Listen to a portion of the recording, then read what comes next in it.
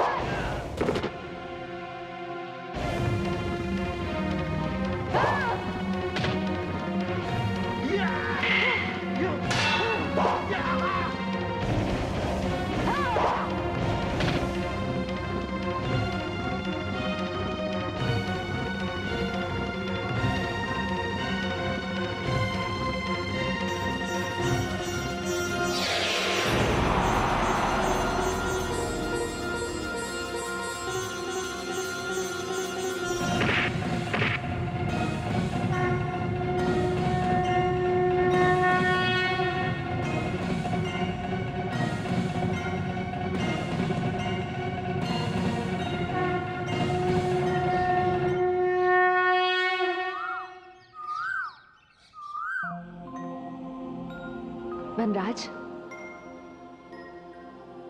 लगता है देवी कालिका सबका संहार करके यहाँ पहुंच रही हैं।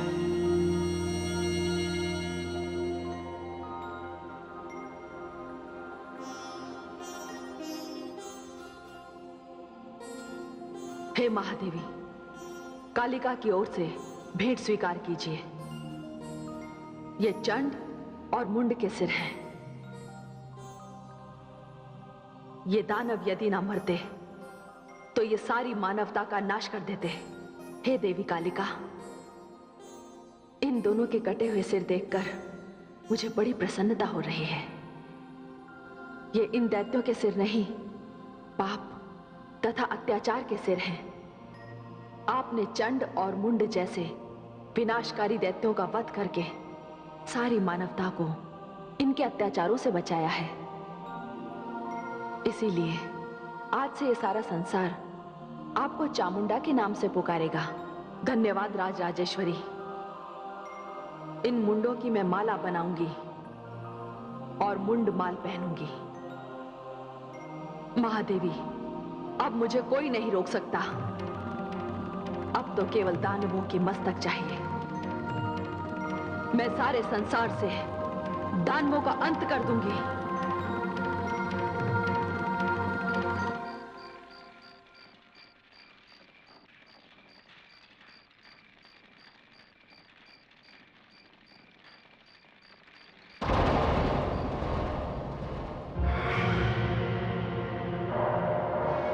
यहां केवल इनके शरीर आए हैं, सिर कहां है इनके?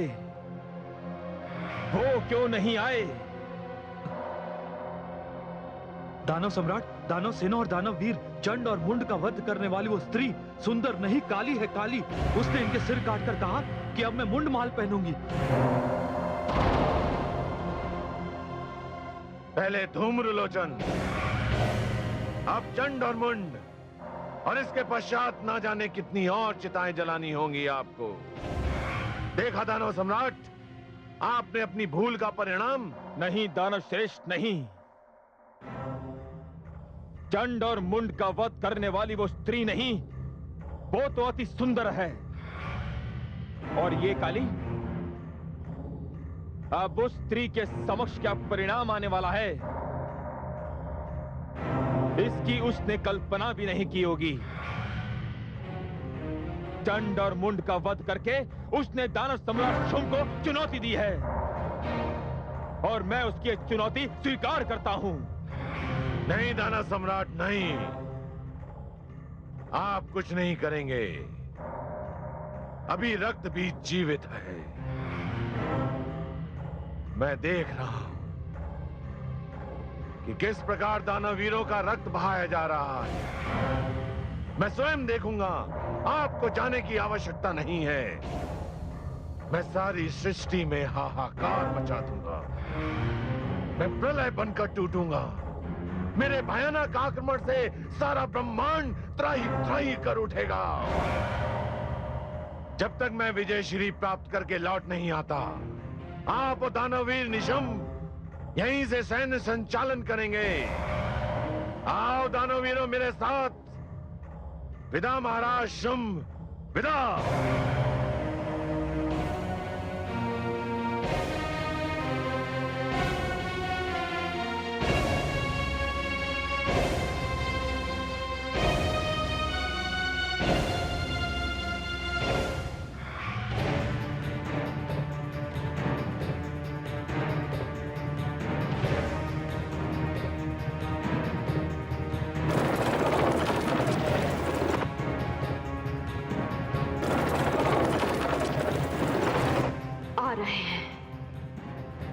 के मुख में समाने के लिए बहुत से दानव आ रहे हैं, किंतु वो तो अब भी दिखाई नहीं दे रहा।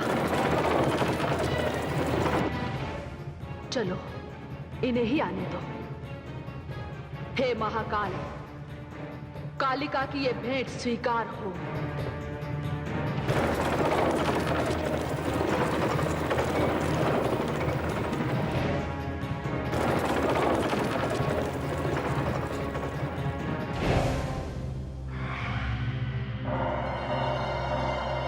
दानवीरों, यही है वो स्त्री जिसने दानववीर चंड और मुंड का वध किया। किंतु मैं रक्तबीज हूं। इसके साथ पहले मायावी युद्ध होगा, क्योंकि इस स्त्री में भी मायावी शक्तियां हैं जो इसके शरीर और आकार को देखकर पता चलता है।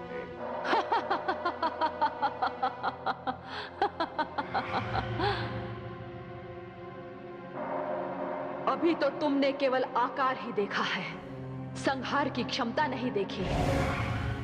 दानवों में श्रेष्ठ कहलाते हो और उसे छिपाकर आए हो, जिसके कारण इतने दानव मारे जा रहे हैं। अधिक प्रलाप ना कर, अभी तेरी शक्ति की परीक्षा हो जाएगी। मुझे शब्दों से भयभीत करने का प्रयास ना कर। मेरा नाम रक्तबीज है। मैं चिता से उत्पन्न हुआ हूं और सारी धरती और पूरे ब्रह्मांड को चिता में बदलने आया हूं। तुम इसके अतिरिक्त और कर भी क्या सकते हो? संसार में तुम जैसे व्यक्ति यदि जन्म न लेते तो लोगों को कदाचित शांति के अर्थ का ज्ञान ही नहीं होता। रक्तबीज, दूसरों की चिताएं सजोने में अपनी चिता के लिए स्थान निश्चित करना मत भूलना।